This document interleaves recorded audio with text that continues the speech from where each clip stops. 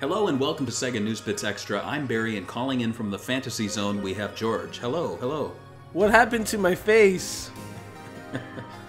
I'll put something up there that is not flattering, or I'll put up the picture of the of James Marsden, maybe as as Cyclops or something. Yeah. So let's jump right into this first story here. So this is really weird. So basically, throughout the day before this news was posted, this was on May 31st, there were various sites posting about various actors getting the lead role in the Sonic the Hedgehog movie. Now you might be thinking, I thought Roger Craig Smith was Sonic, and my fingers are crossed that he still is. Me too. But the sound of it was that Paul Rudd was in the running to play a cop named Tom, who teams up with with Sonic, and that's really stupid. That's probably like the coolest plot I've ever heard. This is gonna be great for the Sonic mythos. It's the stupidest thing I've ever heard, and I don't know who at SEGA gave the approval for that. I'm hoping it's not true, but I guess kind of confirm the news was that what was it, the Hollywood Reporter? It was one of those big name sites that never post, you know, bullshit. Like it's Variety. Oh, this is true. So James Marsden, who you might remember from the X-Men movies, he was prematurely killed in X-Men 3 because he had a role in Superman Returns, where he was having sex with Lois Lane while Superman was off in space. Wow. Yeah. He is going to be starring in the movie. And Variety did not mention the whole Tom the Cop thing, but I have to guess that he is going to play a cop that Sonic teams up with. That's a kind of like a drop down from Paul Rudd, right? I don't know. Like I feel like Paul Rudd is kind of like Sonic in his personality. Like he's kind of laid back and cocky, but he'll still, you know, like rise to the occasion when he needs to. See, but then if they had him, they could do a plot twist in the end where he's like, wait, I was Sonic the whole time, and he's the actual human Sonic from the Sonic, the human universe. Oh yeah, that could be true. I mean, in this one, James Marsden, I don't really know where his trajectory is right now as an actor, but it seems to be like on the way. No. He's in Westworld, right? Yeah, he is, but like he's not the lead character in there. He's playing like the lover of the girl. And you know when you watch like typical movies, there's always the lead character and then the girlfriend who is only on screen so they could talk about the boyfriend and build the character. He's like that, but he's for the girls. So he's like the trophy girlfriend. So it's more like he's been like X-Men, Superman Returns, and then it kind of dips down, and then it's kind of like Westworld, Sonic movie. So I don't. He's making a living off of the acting. Oh, for sure, for sure. But like when you look at this guy's career, you're not going to be like, man, Sonic movie. That was it. It sounds like a Chipmunk movie, to be honest with you right now. It really does. And, you know, I mean, they could play this out where it's like Sonic gets sent to the real world, which I hope is not the case. And then, like, he's like, I really don't know. I don't know. This is kind of weird. They should have stuck with a simple CGI family movie where you explore him versus Eggman. And just make it a popcorn flick with some jokes in between, like those Marvel movies, and call it a day. That's it. Because wasn't there was the what was it, Ratchet and Clank, or was it? Yeah, they had a movie, right? Yeah, they did. And I mean, and it was like okay. I think I saw it getting scores of like 70, 80, which is fine. I mean, people said, oh, it follows the games, it's fine. That's what they could have done here. Sonic the Hedgehog has carried his own TV series at least like 8 times. He's had a 90-minute movie, an anime movie. You put together the cutscenes for most of his games and they're a movie. And yet here they're like, let's see, Sonic teams up with a cop to go after Eggman because they're like afraid that people aren't going to go see Sonic in a movie. And it's like, look at this animated Spider-Man film that just got announced. It's straight up Spider-Man. Like, people aren't going, are people going to watch a Spider-Man movie? Especially without Peter Parker. I don't know. We should make him hang out with Paul Rudd and be a cop. That'd be great. Exactly. And it's just, it's really, I don't know, it's frustrating because for the longest time, I was actually defending them on this because I was saying exactly that, where it's like Sonic can carry a movie. This isn't Mario. You know, and, like... Yeah, and I want to know what people think, like somebody like, I don't know, Aaron Weber, like, I know he's not going to talk about this, but like, again, they said that they were trying to make the movie near the American Sonic, I don't know what you would call it, branch.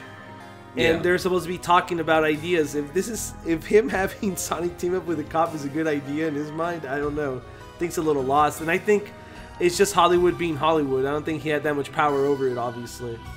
Now, the only way they could make this good, or at least, you know, passable, is if they're saying he's like a gun agent, you know, or at least like one of those gun soldiers, and like his whole squad gets wiped out by Eggman, and then he helps Sonic.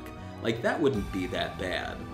Or if the movie knows it's a really bad movie and it just plays out that joke. Yeah.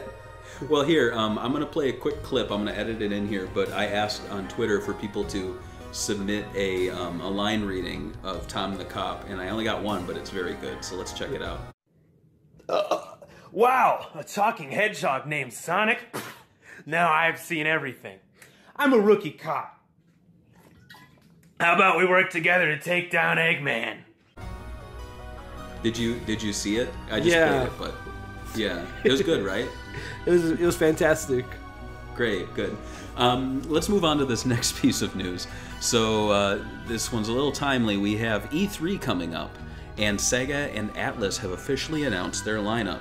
So they wrote this really long press release. It was a little confusing because my favorite part was they were like, Atlas has a lot of great games coming out, like Valkyria Chronicles 4, and I was like, that's not a Atlas game. Who wrote this? Did you read it? They did no, that. Though. They said that. I skimmed through it, but like, who would write that? Like, if you're working at Sega, you should at least know what game goes with what logo.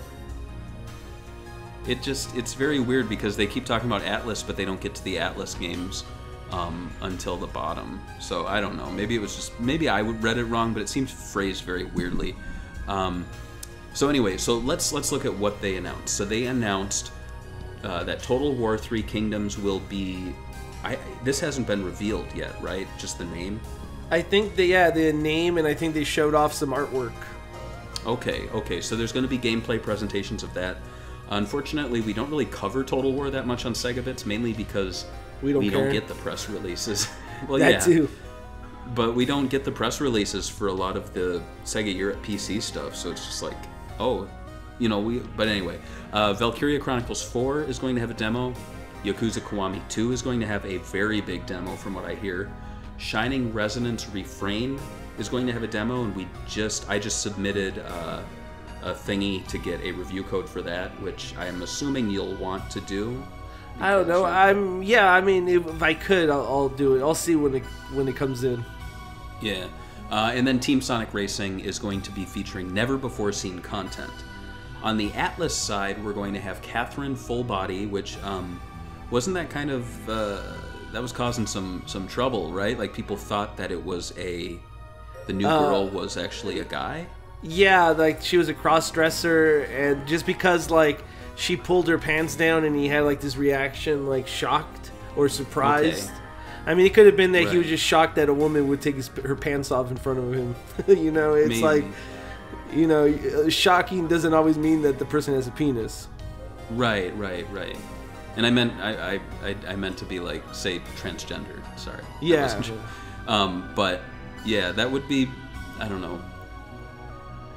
I don't think they would handle it well. So I would prefer they don't. I would prefer they don't do that because they wouldn't handle it well. Exactly. As evidenced by the ooh. Yeah, exactly. You know? If that's your opening trailer for the game, then yeah, there's going to be some problems. Yeah. And then the other thing is that as we post this, 2 new Atlas titles will be revealed. And so we can't really discuss those, but I'm hearing that people are really upset that, Shin Megumi Tyson is not there, so it's probably that. Yeah, I think it's going to be one of the titles they're going to show.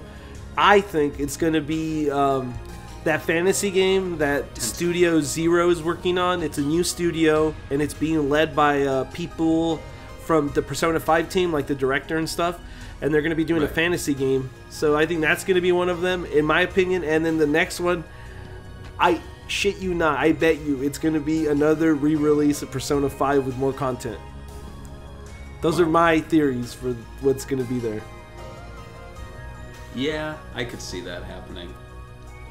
Not so too surprising. I guess we'll see, right? Yeah, yeah. Another thing that wasn't in the press release is that the new Monster Boy game is also going to have a place at the SEGA booth.